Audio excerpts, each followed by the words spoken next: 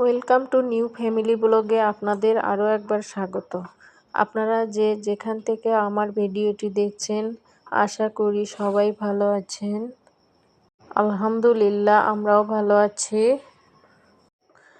আবারও একটি নতুন ভিডিও আপনাদের সামনে নিয়ে এসেছি। আশা করি ভিডিওটির শেষ পর্যন্ত সাথেই থাকবেন।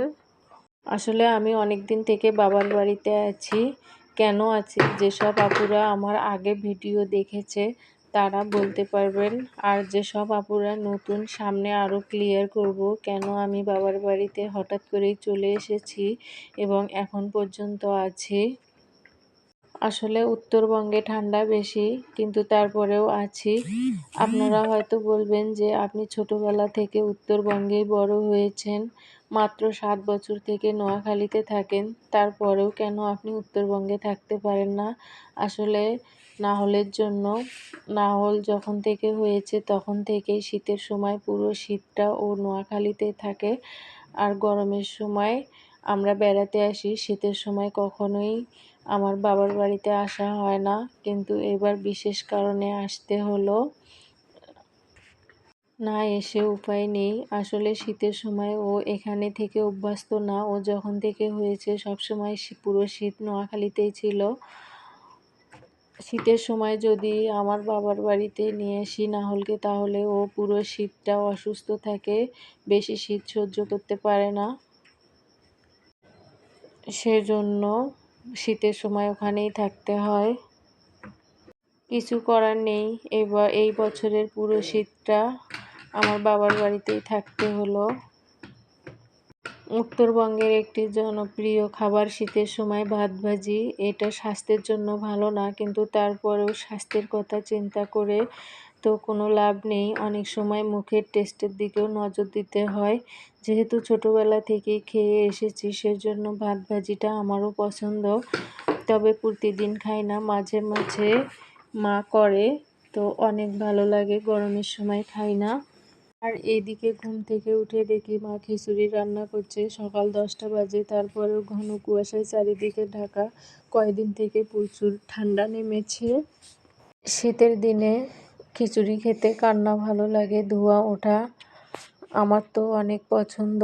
আর সকালবেলা উঠে দেখি খিচুড়ি হচ্ছে, দেখে তো মনটা অনেক ভালো হয়ে গেল। বাবার বাড়িতে আসলে তোর কোনো দায়িত্ব নেই কাঁধে। আসলে যখন খুশি তখন ঘুম থেকে ওঠা যায়, কোনো টাইম টেবল নাই, কাউকে কোনো খাবার দেওয়ার প্যারা নেই, খাবার বানানোরও কোনো প্যারা নেই। ঝামেলাবিহীন জীবন। আর আমার বাড়ির সামনে একটা বাগান আছে, এই বাগানটা আমার অনেক পছন্দের।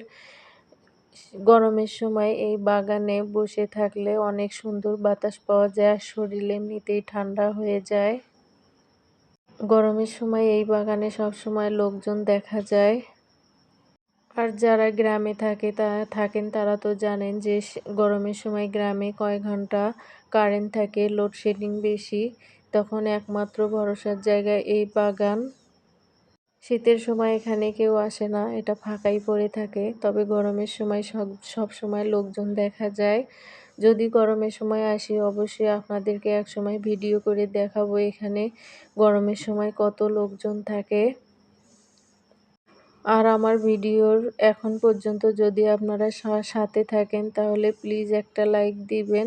আর যদি ভিডিওতে নতুন হয়ে থাকেন, তাহলে প্লিজ একটা সাবস্ক্রাইব করে দিবেন। আর যদি এই কাজটি আপনি করে থাকেন তাহলে অসংখ্য ধন্যবাদ। আর এদিকে দেখেন আম গাছে মুকুল এসেছে। এই মুকুল আস্তে আস্তে বড় হবে, আম ধরবে, কত সুন্দর দেখা যাচ্ছে। মুকুল আসলে আসলে গাছের সৌন্দর্যটাই চেঞ্জ হয়ে যায়, এক এক সময় এক এক রকম হয়। এটা আম গাছ। আর 12টার সময় সুন্দর একটু রোদ উঠেছে। আজকে সব কাপড় চোপড় মনে হয় শুকিয়ে যাবে, এই রোদটা অনেক ভালো লাগছে। গ্রামের মানুষের জীবন কত সুখী দেখেন। এটাকে আনাজ বলে, এটা আমরা শহরে কিনতেও পাই না। আর এখানে দেখেন বুড়ো হয়ে গেছে, ফুল হচ্ছে, তারপরেও কেউ খায় না। শহর এবং গ্রামের মধ্যে পার্থক্য এটাই। গ্রামে ইচ্ছা করলেই সব কিছু পাওয়া যায়, শহরে ইচ্ছা করলে সব কিছু পাওয়া যায় না। আর সুন্দর রোদ উঠেছে, রোদ এর মধ্যে দেখেন বিড়ালটা কত সুন্দর শুয়ে আছে। ভিডিও শেষের দিকে চলে এসেছি। আসসালামু আলাইকুম।